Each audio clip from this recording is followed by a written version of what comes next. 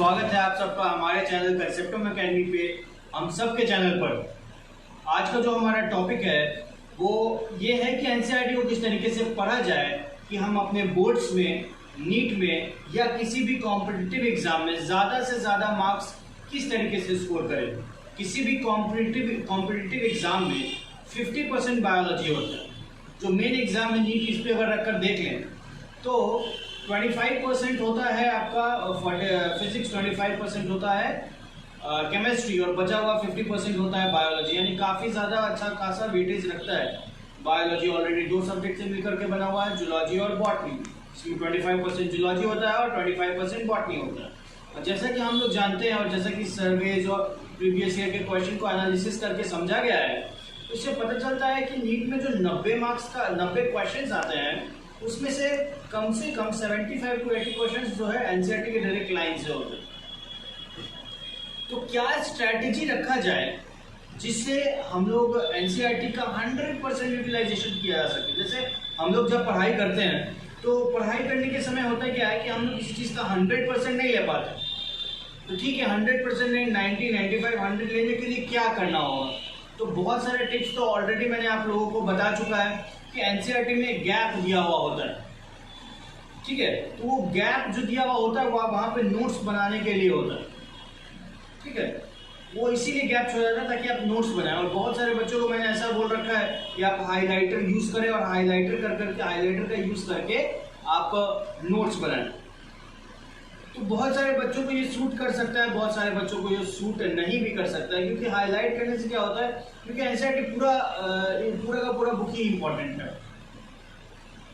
ठीक है, तो आप क्या करें कि आप सबसे पहला एक ऐसा दोस्त बनाएं जिसके साथ आप एनसीईआरटी के हर एक पेज का डिस्कशन कर सकते हैं। जैसे आप और आपके दोस्त ए और बी साथ में पढ़ें और पढ़ने के बाद एक पेज पढ़ा आप दोनों ने मिल करके, और उससे 15-20 क्वेश्चन ए ने बी से पूछ लिया, बी ने ए से पूछ लिया।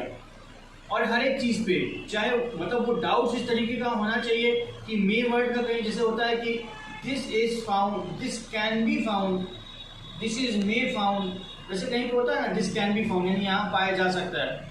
और मे नॉट का मतलब होता है पाया जा सकता है, नहीं भी पाया जा सकता है। तो ये सब जो वर्ड होता है एनसीईआरटी में ये भी काफ़ी ज़्यादा इंपॉर्टेंट होता है। तो आप अपने पार्टनर के साथ इसको डिस्कशन कर सकते हैं। इसके अलावा जो डेटा देता है, जैसे सपोज दैट कि कोई भी डेटा दिया हुआ है, चाहे सेंसस को लेकर के रिप्रोडक्टिव हेल्थ अगर बात करें तो वहाँ सेंसस का डेटा देता है कि कितना पॉपुलेशन किस कंट्री का कितना है, वहाँ पे पॉपुलेशन डेंसिटी कितना है, कितने ज़्यादा एजुकेटेड लोग हैं, मेल और फीमेल का सेक्स रेशियो कितना है।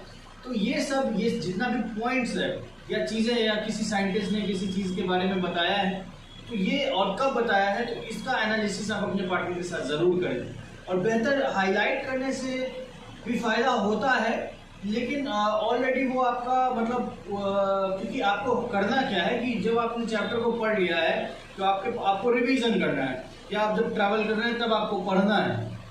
तो हाईलाइटर से उतना ज़्यादा कारगर नहीं होगा। क्या कर सकते हैं कि आप हर एक पेज की जो आपने डिस्कशन करा अपने पार्टनर के साथ उसका नोट्स बना लें और वो नोट्स को फिर लास्ट में पढ़ें। अब सवाल करते हैं कि बायोलॉजी कभी कभी क्या हो जाता है, लगता है कि क्या ये रट्टा मारने वाला सब्जेक्ट है या फिर इसको सिर्फ विजुअलाइज करके पढ़ा जा सकता है। मेरे हिसाब में 5 से 10% ऐसा केसेस है जहाँ पे आपको रट्टा मारने की ज़रूरत है, लेकिन ज़्यादा से ज़्यादा आपको कंसेप्ट पे मगब करने वाली चीज़ें नहीं है। जैसे परेशानी मैं समझता हूँ बायोलॉजी में क्या क्या परेशानियाँ आती है। जैसे साइंटिफिक नेम को याद करना हो, साइंटिफिक नेम याद करना बहुत टफ होता है। बच्चे लोग पूछ देते, जब मैं क्लास में पढ़ाता हूँ तो वो लोग पूछ देते हैं कि सर इतना हार्ड वर्ड्स कहाँ से आ रहा है। हार्ड वर्ड्स आता ऐसे है कि बाबू जो नोमेनक्लेचर के लिए वर्ड्स का यूज़ किया गया है वो लैटिन वर्ड है, लैटिन लैंग्वेज से लिया गया है। तो ये जब मैं लिविंग वर्ड पढ़ा रहा था तभी आपको बताया कि लैटिन लैंग्वेज से इसलिए लिया जाता है क्योंकि वह लैंग्वेज यूज़ करना बंद किया जा चुका है। तो अब उसमें कोई चेंजेस नहीं आएगा, इसलिए हम लोग साइंटिफिक नेम का इस्तेमाल करते हैं। और साइंटिफिक नेम का इस्तेमाल करते क्यों है, इसलिए करते हैं ताकि पूरे दुनिया में हर ऑर्गेनिज्म का एक ही नाम हो, कॉमन नाम हो, ताकि ग्रुप ऑफ साइंटिस्ट कहीं बैठे तो एक आसानी से अच्छे तरीके से मतलब बिना कंफ्यूजन के बात हो सके। तो साइंटिफिक नेम को याद करना थोड़ा मसला है। तो इसका क्या सॉल्यूशन हो सकता है, हाँ एक सॉल्यूशन है।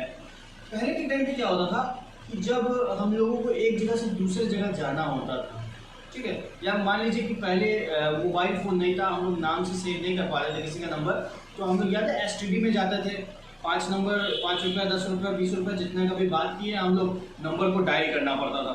तो याद है पहले के लोगों को, यानी कि 5 से 10 साल पहले वाले लोगों को नंबर याद होता था। अभी के लोगों को कंपैरेटिवली उतना नंबर नहीं याद होता है, क्योंकि फ़ोन में फैसिलिटी आ गई है, तो दिमाग का एफिशिएंसी घट गया है।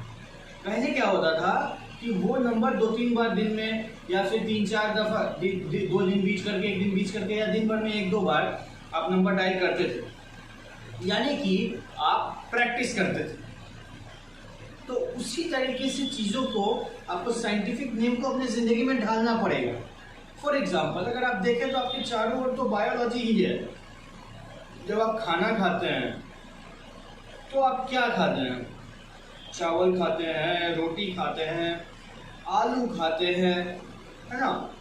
तो बेहतर होगा कि आप साइंटिफिक नेम को, उतना ज़्यादा साइंटिफिक नेम है तो रटने के जगह आप चीज़ों को ना आपस जब खा रहे हो तो रादर, जैसे सब आप रोटी खा रहे हैं, रोटी किससे बना होता है? व्हीट का बना होता है, और व्हीट का साइंटिफिक नेम होता है ट्रिटिकम एस्टिवम। तो ट्रिटिकम एस्टिवम को आप, जैसे कि जब आप खाएं तो आप उसी को बोले कि I am eating Triticum aestivum with solanum tuberosum, यानी कि मैं चपाती खा रहा हूँ आलू की सब्जी के साथ। तो जब इस तरीके से डेली लाइफ में आप साइंटिफिक नेम्स का यूज़ करना स्टार्ट करेंगे तो चीज़ें थोड़ी सी ज़्यादा बेहतर हो जाएंगी और आपको याद रहना स्टार्ट। जब आप बायोलॉजी स्टूडेंट हैं तो आप थोड़ा फील भी करें कि आसपास की चीज़ों को विजुअलाइज करके पढ़ें, ठीक है। और ये तो टिप्स हो गया कि बायोलॉजी को किस तरीके से नोट्स बना करके। और तो 2 बातें इंपॉर्टेंट थी। क्या 2 बातें इंपॉर्टेंट थी? एक, अपने पार्टनर के साथ डिस्कशन करना।